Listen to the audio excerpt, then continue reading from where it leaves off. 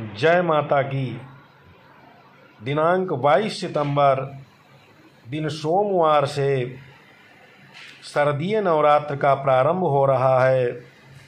इस अवसर पर हम सभी भक्तजनों को विशेष रूप से यह ध्यान रखना चाहिए कि प्रत्येक पूजा पंडाल में माँ दुर्गा सप्तशती के मूल पाठ का वाचन हो और उसके अर्थ का ध्वनि विस्तारक यंत्र के द्वारा प्रसारण होना चाहिए।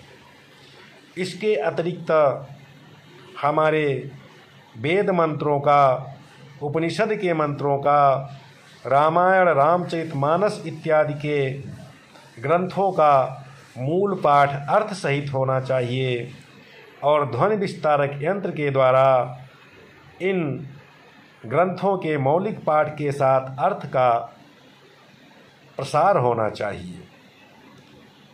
उपासना के, साधना के, आराधना के इस पर्व पर हमें बॉलीवुड के फिल्मी गीतों का अनुवाद करके, उसकी कॉपी करके, भजन बना करके उसका वादन और प्रसारण नहीं होना चाहिए, बल्कि यदि हमें भजन बजाना है तो हमें मौलिक भजन अपने पूजा पंडालों में बजाना चाहिए।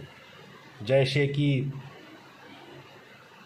अनेक संत शिरोमणि महात्मा तुलसीदास जी द्वारा लिखे हुए पद, महात्मा सूरदास जी द्वारा लिखे हुए पद और महान भक्त मीराबाई द्वारा जी लिखे पद, संत चैतन्य प्रभु, विट्ठलनाथ एवं अन्य मध्यकालीन भक्तों द्वारा लिखे गए पदों का गायन होना चाहिए और ध्वनि विस्तारक यंत्र के द्वारा उनका ही प्रसार होना चाहिए।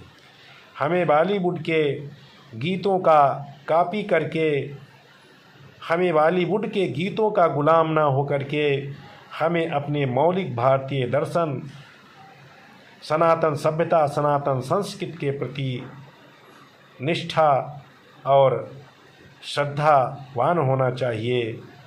इस प्रकार हमें अपनी मौलिक संस्कृति की ओर लौटना चाहिए, न कि हम केवल बॉलीवुड की नकल करें और अपने मौलिक सिद्धांतों को, मौलिक दर्शन को, जिस पर हमारे ऋषि पूर्वज मनीषी संत चले हैं, उसकी उपेक्षा करते रहें और जो अन्य चीज़ें हैं उस पर हम दौड़ते रहें। यह कार्य नवरात्र के इस पर्व पर बिल्कुल नहीं होना चाहिए। जिन बिंदुओं का हमने यहाँ पर वर्णन किया, समस्त पूजा पंडालों में समस्त भक्तों द्वारा इनका ध्यान रखना चाहिए। जय माता की।